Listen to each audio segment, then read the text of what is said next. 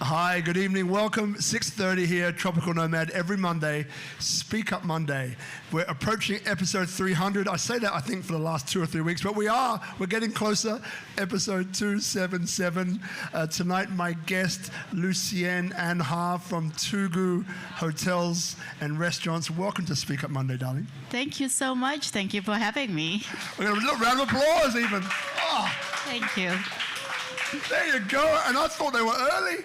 So look, for those of you who don't know, so we're here in Bali. That's where we shoot this from Tropical Nomad. Now, Tugu Hotels, resorts, restaurants as well. Right. Interesting because on the show of the last 4 or 5 weeks, we've been diving a little bit deeper into Indonesian culture and Indonesian history. So this show we have both expats, locals from all parts of life, mainly entrepreneurs and those involved in social impact. But the interesting part about you is that, you are, through Tugu Hotels, keeping, reminding, reinstalling this beautiful history that Indonesia has. And, your father being one of the largest collectors of antiques in Indonesia, going around the world to collect, to reclaim this incredibly important material and statues and paintings and so on, and then the way that you've crafted restaurants and hotels that give you this sort of experience that you're stepping into that moment of history, and it's surrounding you, and it permeates everything that you kind of feel. And the last part, and then I will let you speak, is really about even with the food of the regions that in some places has been forgotten. Correct. But then you've been able to not only, reinvoke that history, but represent that history through the food and the experience as well. And this is why I think you're very special, you and your father and the whole family, very special people, because it's phenomenal what you do. So. Oh, thank you. You're welcome. Probably the longest introduction ever. But I know, he said it all. I think we can close this. No, interview done. So for those of you, my name is Robert Ian Bonnick, the tourism architect. So look, maybe the first question that comes in is that, like what about history? What about that grabbed you from an early age, and how did that happen? Like, tell us a story. Wow. I think I have a very, very different childhood than most of the kids, at least where I come from at that time. I came from a small town called Malang. Malang is quite known among Indonesians, but I think for international tourists, maybe not as known. But it's a beautiful town of, at that time, maybe about 1 million population, and it used to be known as the place where all the Dutch colonial plantation masters retired. So in the 19th century, they call it the Paris of Southeast Asia. There's a lot of beautiful colonial buildings there, huge boulevards. And it's high, so it's very different than most Indonesia, where it's very hot. It's 800 meters above the sea level. So there's beautiful tea plantations, apple plantations around Malang. But yeah, it's a very small town, and most people, of course, they spend their routine with city life. For me, that was never the case. My father, since I was a very young age, I remembered him to always, every weekend, he would pack all of us into a car, sometimes with the aunties, and could be 8, 9 people in a small sedan. And then we would just go somewhere, nobody asked questions.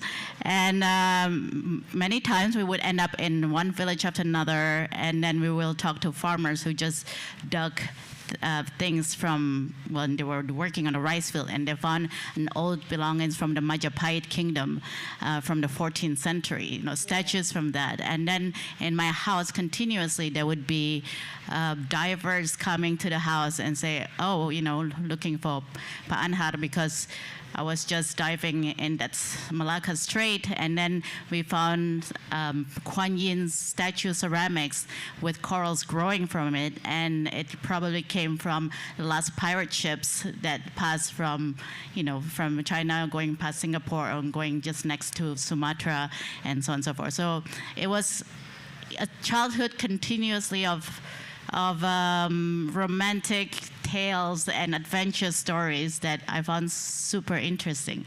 And I think that's where it became very natural for us to, grow into this. This becomes our next mission. We need to continue these stories so that it doesn't get forgotten by most people with international tourists, but also domestically among the Indonesian younger generations. Those younger generations, right? So we have interviewed quite a few on the show recently. One, Rikal and Simone, they just stick in my head. I don't think anyone, there may have been a few people who were here for that interview, but it was phenomenal because here were these two young people. I don't know how young they were, maybe in their 20s, I think. And the thing that really impressed me was that, there's this, what I feel is this huge sense of nationalism coming from out of Indonesia, meaning, because look, if we look at the world right now, we look at the US, overpriced, inflation, everything going on, right? In the US, printed way too much money and all the rest of that. Look at Europe, not in a much better position. Australia, probably somewhere in between the two.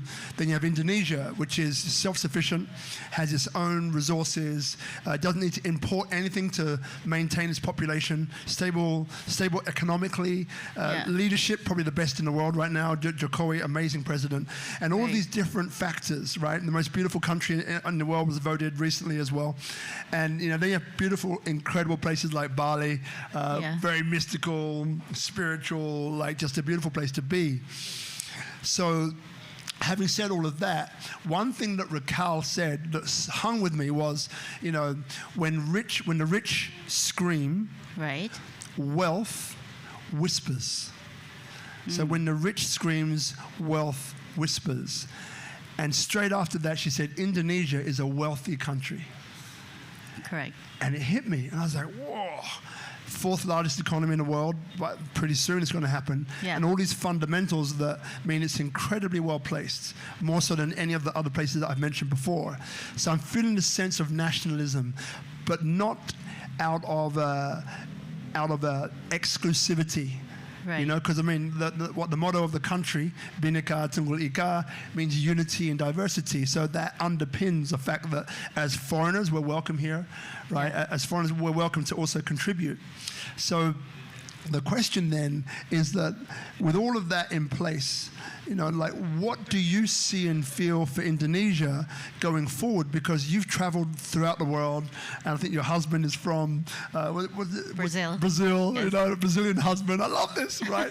So you get to see all of these different aspects, right? So if I asked you then, where do you see Indonesia going? And you mentioned the young before, like where do you see all of that in the context of the question of how or where is Indonesia going? Yeah, I think what I saw as when I was growing up, and I think before me, what my father saw when he was young and traveling Indonesia, collecting these antiques, was how people were not aware that we are products of one of the most amazing countries in the world. Just like you said, out of the diversity of it, I have never heard of any other country through my travel that has this many tribes, this many languages, because we're all a bunch of different kingdoms, right? Before it became Indonesia, and each of these kingdoms really retain their authentic culture. So that makes it so interesting because at the same time they're influencing each other, but at the same time they are so different and distinctive from one another. So yeah, when back in the 1980s for me and for my father back in the 1960s, 70s, they were seeing people just throwing away all the antiques and replacing it with, anything that comes from America is cool. Everything that we see on TV, we had one channel growing up, so it's a bit brainwashing, right?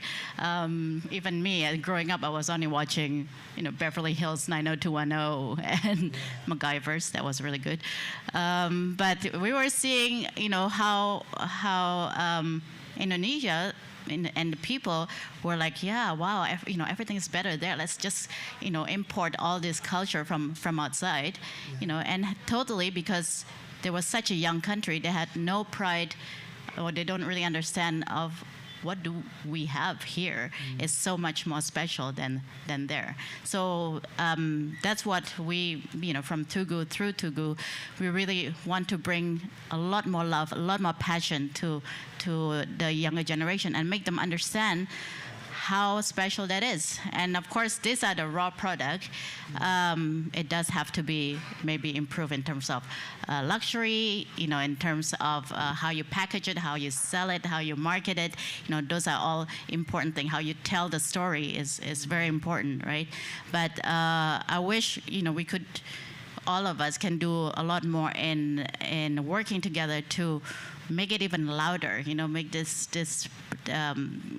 the marketing part of Indonesia to the world, and make, why should like Thai food is good, but why is Thai food a lot more popular than Indonesian food, for example? And when people come to Indonesia, all they know is satay and nasi goreng and maybe rendang, and the food, you cannot even count more than 1,000 recipes that comes from all the different islands. And this is what we are trying to also bring out and introduce to the whole world. Wow. So yes, so I think at the same time the existence of social media and how easy everything is accessible now, there's plus and minuses, for sure. For international markets, now they see it a lot easier, that Indonesia is not just Bali, and the existence of influencers definitely help that. But yeah, at the same time, also making with the increased speed of globalization, a lot more international culture is imported into Indonesia, and there's a very shallow interest in the majority of people here to really dig deeper and understand that uniqueness of the country. Love that. And so as you mentioned, that you're all over Indonesia, all through Indonesia, and maybe I think what would be really cool for people to kind of hear is, an example of perhaps this part of Indonesia that people have forgotten, and how through the food and through the refurbishment, not refurbishment, but the furniture and the paintings and the whole atmosphere, how you're able to bring that back to life. Yes. So, well, for example, we are a hospitality company, but I think what we really love to do is to create special experiences, and it's a bit of like making a movie and and making it as dramatic as possible, that people really can be transported back through that journey, back through time, and relive, breathe, and experience it themselves, instead of just reading it in a book. And there's a lot of history books where we had to study when we grew up, and it was extremely boring. Yeah. So we want people to come here and say, okay, I know nothing about Indonesia in the past, and for example, through a dinner called the Royal Tugu Dome, which we created based on the parade of the king of Majapahit, Hayam Wuruk, in the 14th century at that time, and how he was conquering one island after another, and how this parade looks like with his ship, with the animals that they had to bring as their food, with the soldiers, with their own priest, and how they were received by one tribe after another, and how finally this cuisine interact with each other and become this beautiful rooted cuisine from the Majapahit kingdom. So this dinner, for example, we can have at any of the Tugu hotels. It would involve about 24 people, even if you're only 2 people. Would be served by a parade of soldiers with musicians and so on and so forth. So yeah, for really special occasions, definitely recommend it. So there's so many other experiences, even when we talk about spa and wellness. People used to import. The only thing they know here is Balinese massage, but Indonesians, they heal through a lot of spiritualism, right? And there's a lot of animism that is believed in that. And we try to incorporate that in our spa as well. So, for example, we have this mantra therapy where while you are having this deep tissue massage, they're actually also chanting prayers, and the smell of the incense is where you receive healing, not just from the outside, but also from the inside. So this just two of the, hundreds of experiences we've recreated to bring back to life from what was already forgotten. The great part about what I do is I get to interview a lot of different people from all different parts of Indonesia, different parts of the world. And once a month we have this, it's called Health Hub Bali. And it's like a revolutionary platform that combines like pure Bali, which is what you're really talking about. Yeah. But the best of the West. So science backed, right? With a network of allied professionals, whole health. And through that, what I began to understand, which I never was really able to put the words to, but we all feel, right? We're all here in Bali and we all feel good, right? And they're like, yeah. It's like, we feel good, right? Yeah, we feel good. So, but what it is that, so Bali has this energy, and there aren't too many places in the world that have it, which essentially calms the nervous system. Right. So people come here for healing because it's a place that manages to calm the nervous system. Through calming the nervous system, so we all have this homeostatic mechanism that controls all the autonomic functions of our body. So if we're well, I can cut my finger, and pretty much tomorrow it's probably going to be healed, and in a week's time I won't even see the scar. Yeah. Right, because my body's in tune. So that's what Bali does. It helps to relax the nervous system, and Health Hub Bali helps to treat what's happening with you, diagnose it first, and so on.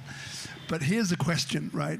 So you mentioned before that many people that come here, they go for the same stuff, right? Yeah. Nasi goreng, all right, Balinese massage, we know that one. Some people in the audience are like, yeah, I know that one.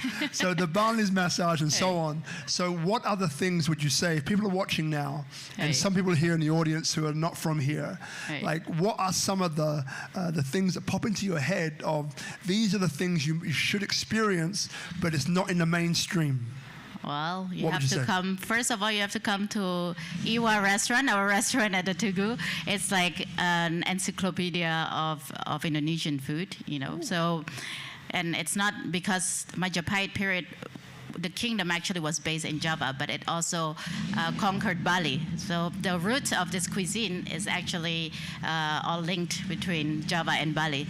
So and then if you go to the Tugu in Malang, then you find the real encyclopedia. The menu itself, I think it's about, 80 pages long. And actually my mother went to interview and source one by one every street food vendor from East Java all the way to West Java and collects all these recipes. And so, this was like Indonesians love this culinary expedition, and everybody always have a stop at Tugu Malang to try all the best food. But yeah, we try to also introduce different things. Not just food is not just food. It's really an experience, right? So for example, we have something called Chongklak dining, where Chongklak is actually a very old game, a toy where we used to play 100 years ago, and part of this Chongklak board actually has little holes where you're supposed to put seeds and play. And it's gonna get too long if I explain to you how you play, but in this Chongklak board we put a different dish from a different tribe or a different part of Indonesia for a culinary adventure throughout the archipelago. So that's one. We have a room called the Puputan room. We call it the Puputan Museum. It's actually from 100 years ago, where the last prince of Bali just before the main massacre. I don't know how many of you here have heard of the Puputan War, for example. All right, so that's about a quarter of the people here know about the Puputan War. Yes. So I think that means you should explain part of it. The Puputan War became really famous in Europe because of course, the cruelty behind it. But basically, it's a mass suicide by the Balinese because they're very proud people, and they prefer to die pure in all their white costumes rather than admitting defeat to the Dutch, right? So the reason of this Puputan War in early 1900s was somehow closely linked to my father's ancestor, who had a big ship that came from China to deliver things in Indonesia. And this big ship, the items got moved to smaller ships. And one of the smaller ships, called SpeakuP, sank in front of Sanur. And the Balinese took whatever was sunken in the ship in front of Sanur, thinking it belongs to them. And then the Dutch used this excuse to say, okay, well, you have to pay fine to the Chinese owner of the ship, otherwise we will attack you. But the real reason is because, the Dutch has been annoyed with the Balinese kingdoms for being so rebellious for a long time. They were one of the last kingdoms that always find a way to do their own business and so on and so forth. A lot of these items surrounding this Balinese kingdoms days before it broke into a war, there was the meeting between the Governor General and them, and the letter that was sent to the main, of course, the Queen in Holland and so on and so forth, happened on certain tables and certain parts of the palace, and a lot of them now are stored here at the Hotel Tugu in Bali. With every single little thing. There were little jewelries from the last princess of Badung. There was the knife that came from the cockfight. At that time, the prince was really into cockfighting. There were the ceramic bowls that came from the ship. The SpeakuP, hundreds, probably more than hundreds, maybe more than 1,000. Some of them broken. They are stored here. And then in the main table of the Puputan is the last marble table where the negotiation happened between the prince and the general, the Dutch colonial general. So, it's a very historic room. And here we serve the Balinese Rajadom, which we really took the recipes from the different palaces, the different kingdoms of Indonesia, of Bali, in the early 1900s. And this you can experience there as well.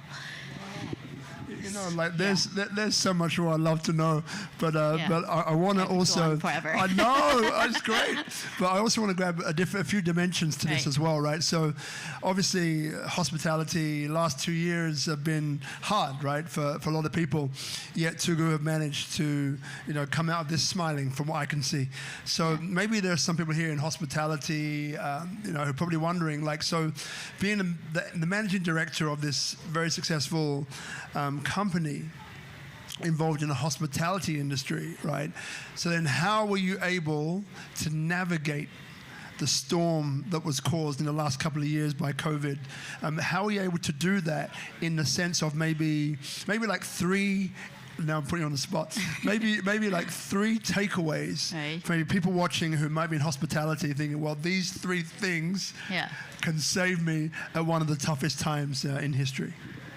Wow. I think for us and for some of our properties, it even started way before the pandemic, right? Because in Lombok, if you remember, there was an earthquake. 2018, right? Yeah. And the earthquake, the epicenter was pretty much where our hotel is. It's just across of our hotel between Tugu, Lombok, and the Gili Islands. Yeah. So that was that was really shocking. You know, I went there a few days after the earthquake to see the whole North Lombok completely flat, right? There's no more building, and somehow the Tugu in Lombok is the only thing that was standing. You know, it was we had giant statues, 5 meter tall, and all of them are completely intact. You know, huge, you know, statues of the god of Vishnu and pillars of the goddess of Devi Sri, and they were all completely standing. It's hard not to become a believer when you hear something like that. Yeah, I believe. Oh my God. Yeah, so we spent many months, you know, rebuilding North Lombok, rebuilding hundreds of houses for the local community there, schools, and so on and so forth, bringing water pumps because it was August, it was dry season, nobody had water, all the pipes broke. So it was a lot of work for 1 year, but it was probably one of the most fulfilling year I've ever had. So just when we were getting out of it, then, yeah, pretty much pandemic happened. But I think number one is unity. I saw it when the earthquake happened, and all my stuff, I didn't even know if they were alive or dead. There's no mobile phone connection. It was really hard to find all of them, and we just drove from one postcode to another, one camp to another, and finally found everybody. And then, you know, really, everybody was so traumatized, they didn't want to go into any building, right? They just live in this super hot deserts at that time. So I had to convince them, come on, you know, together, you're going to be less depressed, you know, instead of just looking at your house, you know, totally gone, and so on and so forth. So finally, when we got everybody together, 100-something people, 140 people, you see that the energy right away changed, you know. They see their friends again, and they said, you know, maybe it's not as hard as we think. And then at that time, we got so many help from everybody in the tourism industry. I posted pictures on Facebook, and straight away, you know, even people I don't know, you know, travel agents in North America, in Europe, all over the place, just sending money and sending pumps and sending people, and you know, it was unbelievable. It was just I was so touched by all the help. And then we have guests. The earthquake happened in August, and we have guests who said, hey, we're coming in September. And we're like, no, you cannot come in September. You know, the whole North Lombok is gone. And he's like, I don't care. We come in September because we're coming to help you. You know, we're not coming to ask for a 5-star service and so on and so forth. So many of our guests go there and start, you know, manufacturing toilets for the local people and so on and so forth. So yeah, there was an example, and it continued. The same thing happened in the beginning of the pandemic, you know, where everybody's like, oh, you know, what are we gonna do? We're just gonna go back to the villages, and you know, I don't know what. We're just gonna stare at the air and hope for some support from the government. And then again, I told all of them, no, you have to be together. You need to stand up and get up, and together we're going to do much better and build it. So that's why even that, you know, many hotels just decided to close to save costs, and a lot of people become unemployed. You know, we insisted that we just keep going. You know, we have to keep going, and the people who work for us have to keep working. You know, even that some of them had to work part-time and only half of the month. But you know, we need to not pretend that everything is fine, you know, but really be together and give each other that energy. You know, I know I said, I asked you, you know, for three takeaways. That was just one, but it's screaming at me, right? Where did that come from? Because what I can hear, like, we all see this beautiful woman in front of us, right? And what I feel from the first time that I met you is that there's a gritty, very determined woman underneath all of this, right? Now, so my question then, because by bringing everybody together in this state of unity is incredibly commendable, and it's probably easier, even though I was getting goose pimples, but it's easier for people to talk about than for people to actually do.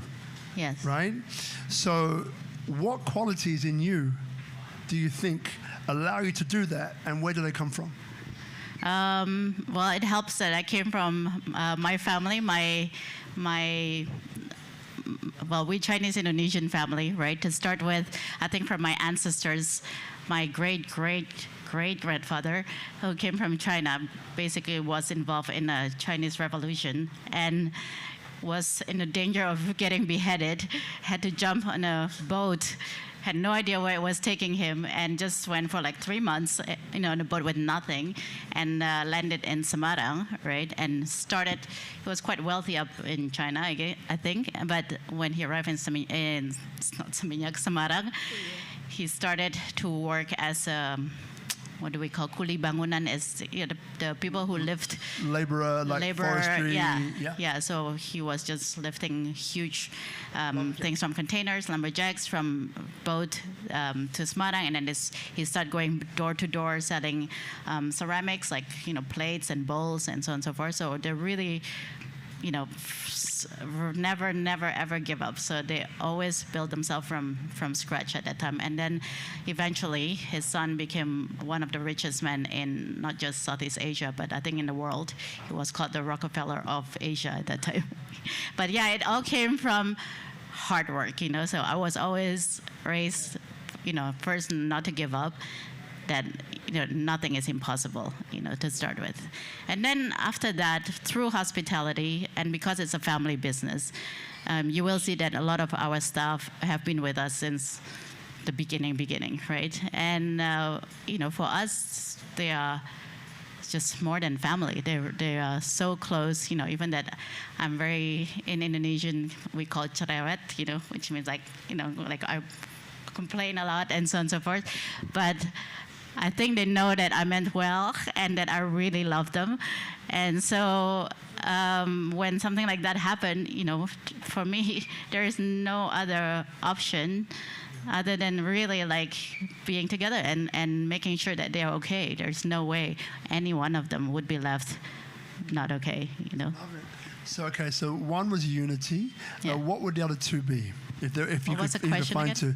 Yeah, no, it's all good. So the question is, so coming through this period of time, one of the hardest things. Now you had a double whammy. So we all had COVID, but then you were also there in Lombok, so you had all of that, and then when you came back, you had that as well. So what 3 takeaways would you kind of share with someone survive the pandemic, to survive and thrive actually during that pandemic? Yeah, I think we must always think out of the box. There's no way we're like, okay, this is the traditional way of doing sales for hotels. We go to travel agents and we do this and we go through Traveloka and so on and so forth. We really had to do, what do they call it, guerrilla marketing, and really just step out and say, what, why nobody ever did that, why nobody ever did that. So and give us an example. Go on, just one. Well, and luckily we also don't only own hotels and restaurants, right? We also own the oldest coffee plantation in Java. We never paid attention to the plantation until that time because we always had the same buyer for many years. They just buy tons of our coffee. And then we realized that during the pandemic, because the hotel had to be kind of doing 0 occupancy for a couple of months, we just realized that our coffee is some of the top quality coffee in the whole Indonesia. We sent it to Australia, we sent it to Sweden, we sent it to Japan, and all the coffee tasting that they did came out with scores like 88, 90 for Robusta. And most people said, no, we only import Arabica. And then suddenly they said, we've never tried Robusta like this. My mother is the one who takes care of the plantation. Amazing woman, really, really so much energy. So we started to make beautiful packaging for the coffee. Then once a year there were when the coffee flower blooms, we bring trucks of bees to create honey in the plantation, and we produce like 5 tons of honey. Suddenly, we started to plant hundreds of durian trees. Maybe not so popular in Canggu, but very popular in Indonesia. So we had like all these ideas. First to really keep busy. And then the same thing, like with the staff, we say, okay, I know you used to work only in housekeeping, but now you're going to help us with our gardens and plant all this. And I know you've only been cleaning room, but now you're going to work in the kitchen and creating like new products for this. So we tell all our staff, you should never say, okay, no, I cannot do it. We don't take no as an answer.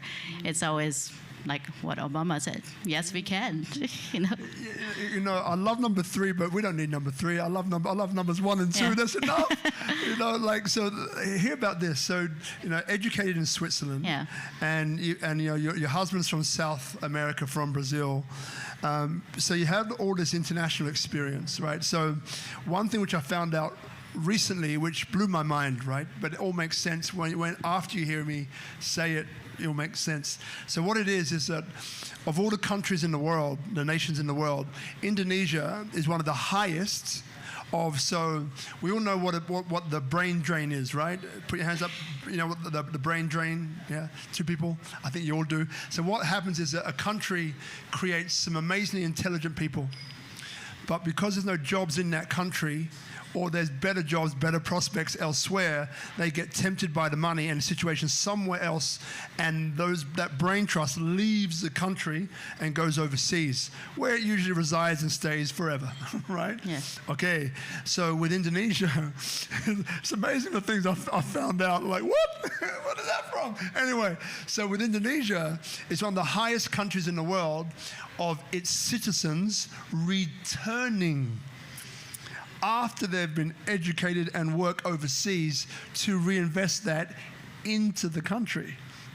Again, blew my mind, like, yeah. What? Another thing. So with that in mind, right, so you had all this international experience. You travel, not so much now, but you traveled before COVID a lot from the last conversations that we had over the years.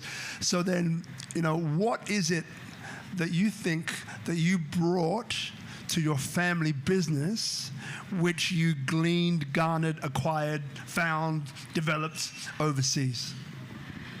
Yeah, no, that's very interesting. I don't know if there's one answer for it, but well, first of all, the reason why I came back in my mid-20s was I was living in New York at that time, and my job was exactly doing feasibility and appraisals for hotels in the U.S., right? I think over 3 years I saw and appraised and studied and made reports of 300 hotels, more or less, in the U.S. And after 3 years, I felt like I was going to throw up because if I had to see another Marriott and another, at that time, I mean, now they got like much more like fancier and personalized and so forth. But at that time, it was all about standardization, right? Yeah. So they all look the same, like Holiday Inn, Marriott, Hyatt, then there's a Courtyard by Marriott, a Fairfield Inn, Super 8s, Motel 6. I've appraised all of them, Ritz-Carlton, Four Seasons, St. Regis, and they all follow the same thing. I had a template in my report that I just have to fill in the blank, and I had to go to do the study, field trips to the places, and I couldn't, after 2 years, I was like, where was I 3 days ago? It doesn't make a difference at all where you were 3 days ago, 1 week before, 2 months before. They all started to look the same. And that's when I started to realize, like, wow, at that time we only had Tugu Malang and Tugu Bali just opened. And Tugu Bali was, really struggling because they opened at the time. Well, first it was in Canggu that you wouldn't believe it. There was nobody in Canggu. 97? Nothing. Was yeah, that 1997? Yeah. So in then 98, you remember there's a crisis, the economic crisis, there were the bombings, there was the bird flu, there was, every single possible thing. And then there was a tsunami in 2006, I think. So it was like a few years of just bad news. Bali was doing like an average of 5% occupancy if they were lucky. Yeah. But having said all that, when I was in New York, and I love New York, it's such a great city, and I suddenly had this, this vision, this realization that, there was nothing as soulful as that Tugu that my father created, the Tugu Malang and the Tugu Bali. I wasn't even so close yet at that time because I was living abroad. But even the Tugu Malang, there was just such an aura and a special atmosphere in there. And because of the deep root of history and because of the deep root of tradition among the people, and because one of the things we tell our staff is, never try to pronounce even the wine names perfectly and so on and so forth. It's not as important as being yourself, being your true self. If you're a Japanese, just think that you have the most amazing guests in your house. I mean, imagine how you would treat this person who is so dear to you and you haven't seen in many years, And that's the only thing really we tell them, the details is not important because that was the atmosphere that was created in all the Tugu. So yeah, and I just thought I had to go back. I had to go and join the family and join strength with my father and the rest of the family, my sister, my mother, my brother too at that time, but now he's not interested in hospitality. Yeah, then we started to open all the other Tugus, but yeah. So that was not your question. Your question was what? No, but the interesting part is there's two parts. One is that the question that I ask doesn't come from, it comes through, right? So number one. Number two is it's not necessarily about answering a question, even though you did. It's about what it triggers for you. Yeah. And that's what's supposed to come forward, yeah. right? And so just for those here in the audience, so we're going to get the third microphone ready. So Brother Guzman, you got the third microphone ready. So if you have got questions, just raise a hand and we'll get the question to you via IU. And so another question, popped in. But yeah, I do want to. Just in that, I think if anything, what I brought back, of course, I brought back the marketing skills. All these things are, not so important. How to make sure that we have good wines in Tugu, and the luxury amenities, and how the food has to be timely and so on and so forth. That's not all rocket science. But I think what I took back also was sustainability. And I think at that time I realized that Indonesia had such a lack of awareness in terms of sustainability. Everybody was using plastic, and everybody was just trashing everywhere, and the many things about not to use. Not many people are proud of using local products and your own, what you grow yourself, and this is why. During the pandemic especially, we really realize now that we can grow anything in our coffee plantation. And in our restaurants, we only use products from our plantation as much as possible. And also in Lombok, where there's no recycling, we just... This didn't happen just in the past pandemic. This already happened in the past 10 years we opened. But yeah, the use of leaves for everything, the use of, the plants as a straw. You actually don't need plastic at all. Even for our mini bars, where people would bring potato chips and so on and so forth. We make everything ourselves, and it tastes so much better, and there's no plastics left. Wow. Yeah. So this handmade, curated experience through history and food and culture all rolled into one. I love that. So any questions, please raise your hand, and I will bring you the mic while you're deciding on the question that you have or maybe haven't got. We've spoken a lot about Indonesia, from a very positive perspective. And I mean, look, ultimately, I've been here for 6 years. You know my wife Marina, who was born in Jakarta, but we met in Sydney like 10 years ago or something. Our 2 kids and all that. So one thing which I've noticed is with nations, right? I mentioned earlier on about like the motto, like the 5 guiding principles of Indonesia, Pancasila. For those who don't know, I know some of you do. I studied all of this. We watched a documentary about Sukarno not so long, and Suharto. Right? we're going through the whole library, and I was like, what? But fascinating. I find it amazing, right? But about the current leadership, Jokowi, and I've met a few of his cabinet who are just some most incredible people. But here's the thing, like, I think the test of a nation is not necessarily creating the motto. Here is unity in diversity, but it's following through on the motto in times which are tough, or times that aren't easy to do stuff, right? So before you answer the question, the last thing I want to say is that what I've noticed here is that there is a propensity, a desire to face some of the problems and challenges that are there with the view to solving them, right? Which I think is, because again, I look in the US and I don't want to get political, but that means I'm going to get political. What can I do? In my family tree is Martin Luther King, right. Malcolm X, Marcus Garvey. I cannot be anything but political. So there's big challenges in the US, right? Right. Some of which you get the impression that they're not even prepared to look at, which to me is just crazy, right? But here I find that they are prepared to at least look at, and in a lot of cases actually do something about.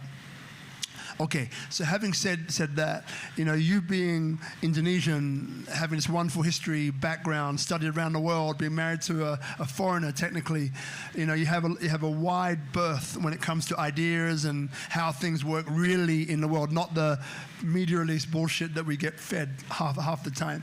So, having said all that, what challenges do you think Indonesia faces, going into the next maybe 2, 3, 5, 10 years? And what would you like to see happen?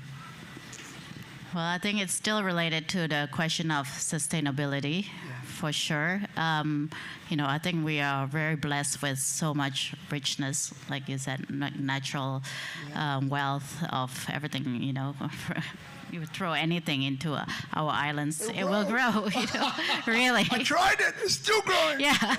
Relax, breathe. But yeah, I think it's important to really not get too excited by how sometimes it's so easy to make, us rich now and how to make money in the short term, but to really have a long-term plan of where we're going to be in 30 years, in 40 years, in 50 years. We're such a young country, and maybe we don't think so far. It's true, and I think being Indonesian, I definitely experienced that. Not many Indonesians think very long-term, and sometimes we are very peace-loving. So sometimes we say, well, if it doesn't concern me directly, then I'm just not going to say anything. And this happens so many times. And because of this mentality, sometimes, the wrong things, we let the wrong things happen many times, just because we don't want to hurt other people's feelings, and we don't want to get into politics, and we don't want to have fights with neighbors. We don't like confrontations. So I think it's also very important for Indonesians to practice this, to learn how to speak up our mind, because actually I think many people think the same, but they don't dare to say it. And you see a lot of change now with the newer generation, the younger generation, because also at school we were not taught to ever say anything, right? And when I was at school, we were taught never ask questions, memorize it, and shut up, And so now I think we really should step back and think like, okay, what do I want to see in 40 years? I mean, how sad would it be for my kids and my grandkids to not be able to see corals and fishes anymore in this amazing sea that we have? But that is a possibility, right? There's no zoning being followed sometimes in Indonesia, and then obviously, to say the obvious, a lot of rice fields are gone from here, but because it's obvious that it doesn't make money for farmers to keep farming, like we should all sit together and find solution to this. How do we not lose these roots while still making sure that they are prosperous and it is sustainable in the long run? What I love about what you just said is related to what you said earlier on, and it's this thing, because I'm a great believer, I speak to Marina, and we laugh about this, because she knows what I'm like, It's like, if there's ever human beings involved, there's always a chance. It's the way I see it. Because as human beings, we have these things that when we sit together, when we break bread, when we sit down, we have a coffee, a tea, whatever it might be, have a great dinner, right? Have a great meal. There's been so many deals which have been done in Indonesia based upon meals, by the way. That's a whole nother story. Another story. Anyway, for another day. But yeah, so what I love about you is this, the reoccurring theme is unity with you, right? Yeah. Let's get together and let's find a way through it, which I think is extremely powerful, prevalent, and really important, right? So I guess probably the last question from me, and let's see if anyone here has a question. We've got Emilio over there, who's a blockchain guy. Good, we're going to give it to him. Great. So when you think about technology, right, and all of the developments happening, we're talking not only incubators, startups, accelerators. We're not only talking about NFTs right now or blockchain projects. Let's give it that big title, crypto, and all of that. But does that play any part in your business? Could you see it playing any part in your business going forward? Yeah, I definitely need to attend Emilio's event on Friday. No, I see that is very important, and it could make our life so much easier, and especially if we want to grow, doing things the old way is not even an option, right? But yeah, we want to retain that 80% of that, and then having the technology to improve that. But we definitely need a lot more guidance in that. Just little things like how at Tugu we really so far we know everybody. We know our guests from 8 years ago. We know their kids. We know their preference. And we know their allergies. And this is really using human power, really. Our staff are amazing. They could remember anything to the greatest detail. But definitely, if we're going to grow, relying on that alone is probably not going to be possible. So technology definitely help, for example. Love it. Now, just before we go to Emilio, I sat down with a friend, won't mention his name, a big guy in VC, and they're working on right now a solution, a blockchain solution to aquatic farming. It's like, what? So, it's incredible how it can be interwoven, and for that one, it's about how you are able to cut down on the waste. So there's certain indicators when the fish or when the plants are being overfed. There are certain indicators, colors within the fish that you can detect. And by creating a system around that, then you're able to stop when they already had enough. Wow. So therefore, that amount that you're saving is worth millions over the long term. But that's a blockchain solution, for example. It's like, wow, crazy. I know. Amazing. So Emilio, over to you, brother. Hey, Rob, Lucienne. Hi. I think I brought up the same question a couple of weeks ago. Is that allowed, or you're not gonna want me here next week? Brother, man, you're my brother. You can ask anything you want, man. Lucienne, you operate a couple of marvelous hotel or more. I don't know how big the Tugu is. I just know they're fantastic for the vision and everything else. Now, what's your vision on the future of Bali on a touristic point of view? Because I have the feeling that things have changed a little bit in terms of quantity of tourists, of quality of tourists, of length of stay. So give us your valuable opinion and what you would like this to be. So it's a double question here. Wow. Yeah, so I had opportunity also to to speak with the Minister of Tourism in a couple of occasions over the pandemic, and I think it was amazing. He really understands and he agrees that Bali should be sold as a sustainable tourism place, and instead of having mass tourism, which we might have seen just a few years before the pandemic. We saw so many number of arrivals, so many hotels selling for $20, $30 a night. No experience. It was all cookie cutter and so on and so forth. And I think we all, because the Minister of Creative Economy, he was really starting to look at what is so special about Bali. What are the things that could be marketed and could be sold as truly Balinese, and the direction, I think, is that we really want to go back to how to sell Bali as an upscale destination. And upscale doesn't mean just about luxury 7-star hotels, maybe like Dubai and so on and so forth, but finding what is an Indonesian luxury meaning, and that's what he shared with us. Thank you very much. Thank you. Blessings. Now, any other questions? Belinda, over here? Yeah.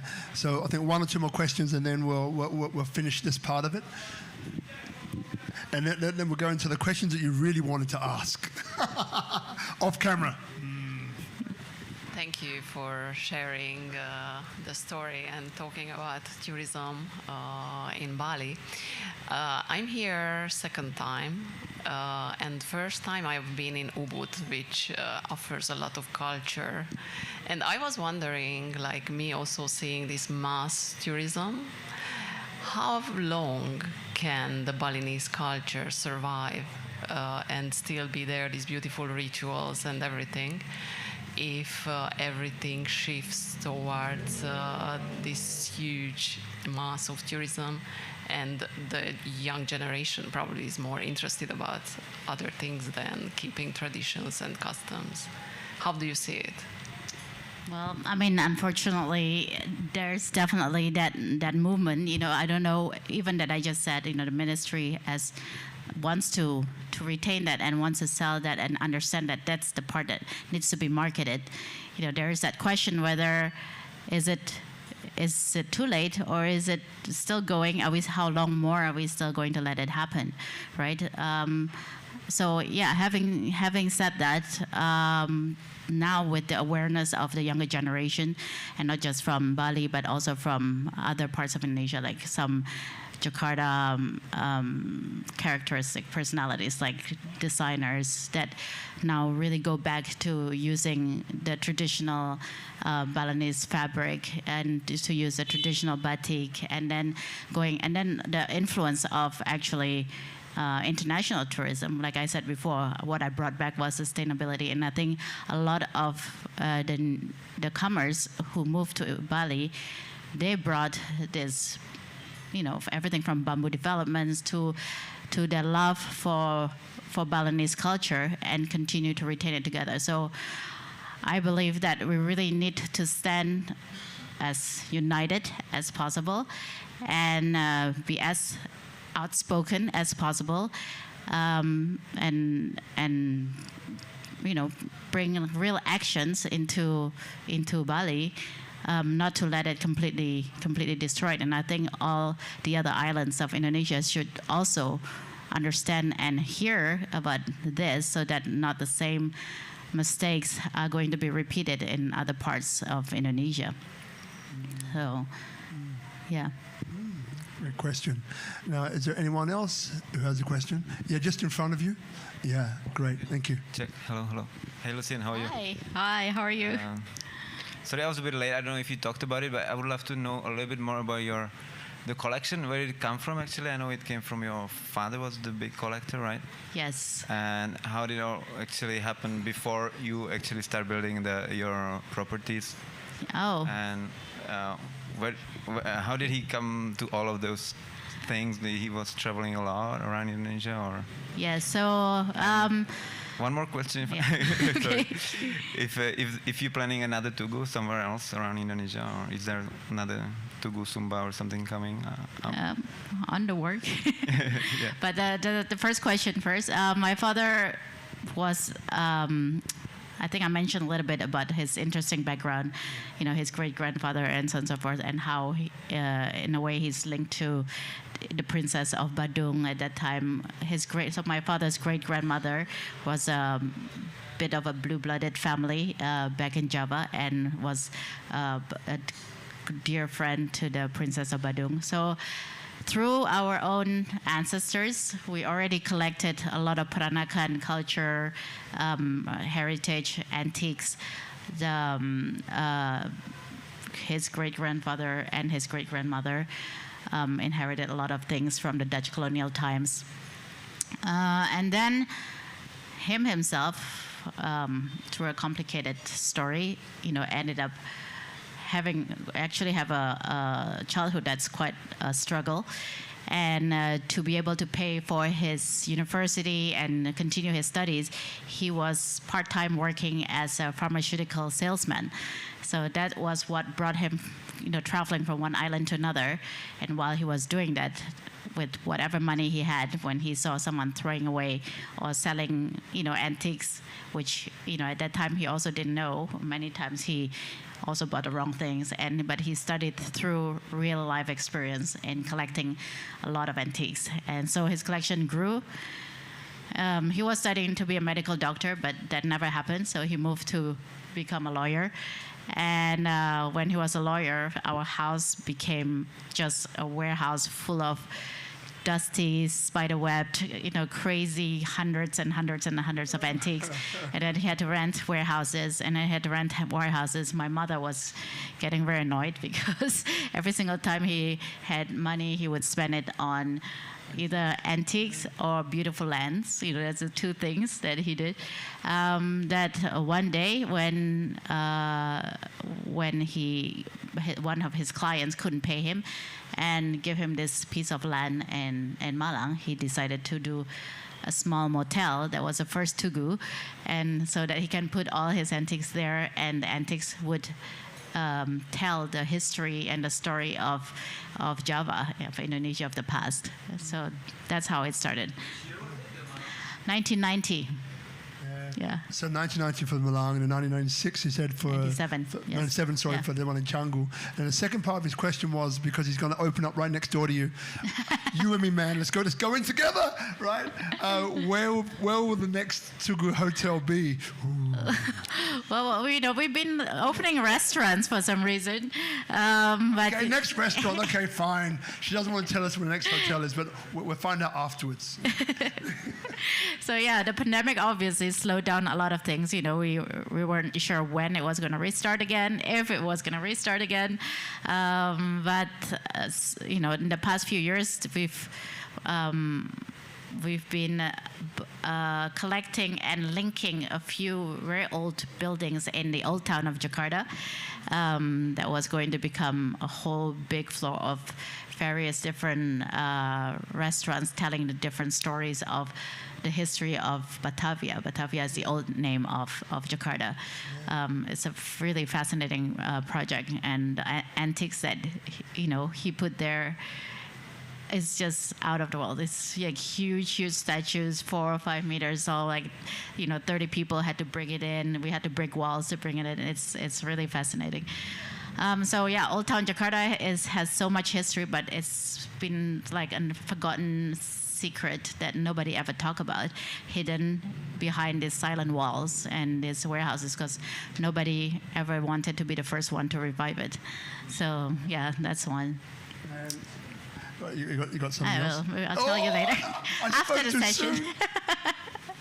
I should have just zipped it. We could have found out more information. All right, okay, no. we'll do that in a private session afterwards when the cameras are off. So look, I think that brings us to a really great spot. So the way that we kind of bring the show together is I'll give you some moments to have a think about, what is it, if anything drops in, you might be reiterating something you said already, or it might be something that's just something brand new, right, that you want to leave people with. those either here or those watching online. Just have a think of what that might be. And I'll give you a minute or two to have a think about it, and then we'll close the show after that. Oh. Yeah, I know. Okay. You got about a minute. You got about Are we going to meditate during this 1 month? In 1 minute? In this minute or two, just take the time, breathe in. Hold it for 5, breathe out.